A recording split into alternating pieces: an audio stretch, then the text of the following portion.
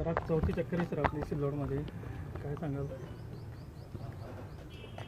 सिल्लोडचे उपविभागीय अधिकारी लतीफ पठाण यांची ताबडतोब इथून हकालपट्टी करण्याची मागणी मी मुख्यमंत्री यांच्याकडे केली आहे.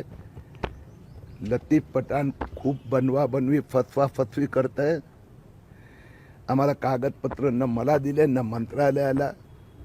माहिती अधिकाराखाली शेवटी त्यांनी सांगितलं 65,700 कागदपत्र 1,31,500 रुपये आम्ही भरले. आता म्हणतायत की 22,000 कागद गायब झाली. 43,000 कागद दिली. ठीक आहेत. या त्यांनी 2600 अर्जदारांचे पेपर दिले. मी फक्त 400 पाहिले. त्यातनं 362 यांनी फक्त आधार कार्ड पुरावा दिलाय. फक्त 112 यांचा आधार कार्डवर जन्मतारीख वेगळी आहे आणि यांनी अर्जात दिलेली जन्मतारीख वेगळी आहे. म्हणजे विचार करा, ज्यावेळी 2006 तर पूर्ण होणार त्यावेळी लतीफ पठाण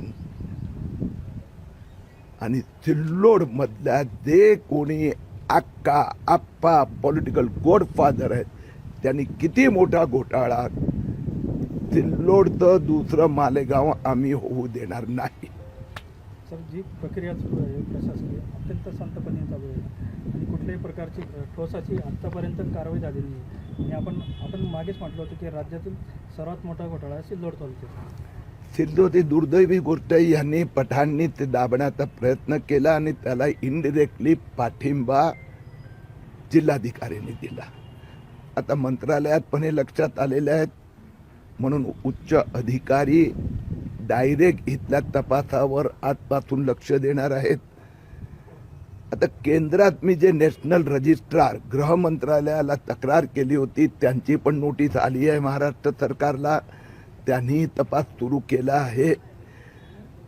आता परत एकदा जिल्हाधिकाऱ्याने बनवाबनवी करायचा प्रयत्न केला आहे.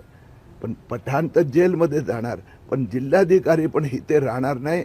तेवढं मी सिल्लोडच्या लोकांना प्रॉमिस करतो.